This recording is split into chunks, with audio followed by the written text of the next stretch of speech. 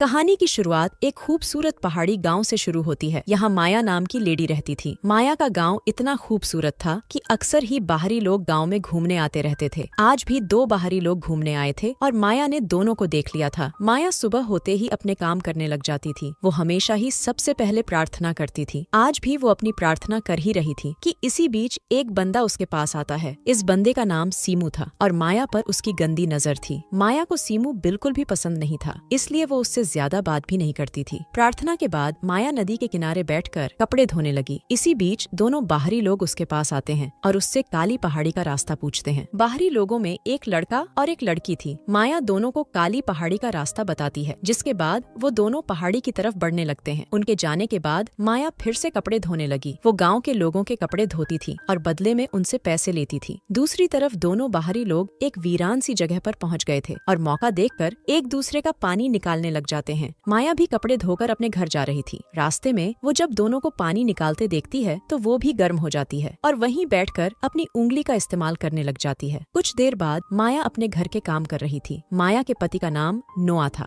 1 साल पहले उसके साथ एक हादसा हुआ था, जिस कारण वो चल नहीं सकता था। माया नोआ का पूरा ख्याल रखती थी और उसकी खूब सेवा करती थी। रात को नोआ माया से बातें कर रहा था। नोआ की टांगों का ऑपरेशन तो हो गया था, लेकिन वो अभी तक चलने फिरने नहीं लगा था, इसलिए डॉक्टर ने उसे थेरेपी करवाने को कहा था। नोआ के पास थेरेपी के लिए पैसे नहीं थे, जिस कारण आजकल वो उदास ही रहता था। माया उसे समझाती है कि मैं जल्दी ही पैसे इकट्ठे कर लूंगी और फिर मैं तुम्हारी ऐसी थेरेपी करवाऊंगी कि तुम जल्दी ही चलने लगोगे। इतना कहकर वो नोआ के पास आती है और उसे गर्म करने लगती है। हादसे के कारण नोआ की ताकत भी चली गई थी, इसलिए माया की कई कोशिशों के बाद भी उसका डंडा गर्म नहीं होता और बेचारी माया प्यासी ही रह जाती है। अगले दिन गाँव में एक नया लड़का घूमने आता है और इस नए लड़के का नाम बिंसो था। रोज की तरह माया आज भी नदी किनारे कपड़े धो रही थी। बिंसो उसके पास आकर उससे काली पहाड़ी का रास्ता पूछता है। माया उसे पहाड़ी के बारे में बताकर पूछती है कि क्या तुम्हारे साथ कोई नहीं है। बिंसो बताता है कि मेरी कोई लवर नहीं है, इसलिए मैं अकेला ही घूमने आया हूँ। इतना कहकर वो माया को एक एनर्जी बार देता है और माया को वो बेहद पसंद आती है। बिंसो अब जैसे ही चलने लगा तो माया भी उसके साथ चलने को तैयार हो जाती है। बिंसो जिस तरफ जाने वाला था उसी रास्ते पर माया का घर था, इसलिए वो बिंसो के साथ चलने लगती है। थोड़ी देर चलने के बाद माया के पैर में मोच आ जाती है, जिसके बाद बिंसो उसे संभालने लग जाता है। वो जल्दी जल्दी माया की मोच निकाल देता है। बिंसो ने माया को छुआ था, जिस कारण वो गर्म हो गई थी। बिंसो भी मौका देखकर उसकी गुफा में धमाके करने लग जाता है। अगली सुबह माया एक बंदे का हिसाब किताब कर रही थी। बंदे के जाते ही बिंसो उसके पास आता है। माया उससे पूछती है कि तुम मेरे घर तक कैसे पहुँचे। बिंसो बताता है कि मैंने गाँव वालों से तुम्हारा घर पूछा। बिंसो को माया से प्यार हो गया था, इसलिए वो यहाँ पहुँचा था। माया उसे बताती है कि मैं शादीशुदा हूँ और मेरा पति घर में है। उसकी बात सुनकर बिंसो हैरान हो गया। माया उसे ये भी बताती है कि मेरा पति चल नहीं सकता, इसलिए मुझे उसका ख्याल भी रखना पड़ता है। ये सुनते ही बिंसो उसे बताता है कि मैं शहर में थेरेपी करता हूँ और मैं तुम्हारे पति की मदद कर सकता हूँ। बिंसो की बात सुनते ही माया उसे अंदर लाती है और अपने पति नोआ से मिलवाती है। वो नोआ से झूठ बोलती है कि बिंसो यहाँ घूमने आया है और गाँव वालों ने इसे हमारे घर भेजा है ताकि ये तुम्हारी थेरेपी कर सके। माया की बात खत्म होते ही बिंसो नोआ का हाल चाल पूछता है और फिर उसकी रिपोर्ट्स देखता है। रिपोर्ट्स देखने के बाद वो हादसे के बारे में पूछता है। उसे बताया जाता है कि नोआ पीठ के बल एक पेड़ से गिरा था। सारी बातें सुनने के बाद बिंसो नोआ की टांगों की जांच करता है। जांच के बाद बिंसो माया के साथ घूमने लगा। वो माया को बताता है कि मैं जल्दी ही नोआ की थेरेपी शुरू कर दूंगा और बदले में तुमसे कोई पैसे भी नहीं लूंगा। घूमते घूमते बिंसो माया को अपने टेंट के पास ले आता है। बिंसो इसी टेंट में रहता था और मौका देखकर माया की गुफा में धमाके करने लग जाता है। सीमू भी इसी जगह पर था और वो साला छुपकर दोनों की वीडियो बना लेता है। अगले दिन बिंसो ने नोआ की थेरेपी शुरू कर दी। माया बिंसो के पास ही खड़ी थी और मौका मिलते ही अपने तरबूज बिंसो की पीठ पर रगड़ रही थी। नोआ ने दर्द के कारण अपनी आंखें बंद करी हुई थीं, इसलिए वो माया की शरारत देख नहीं पा रहा था।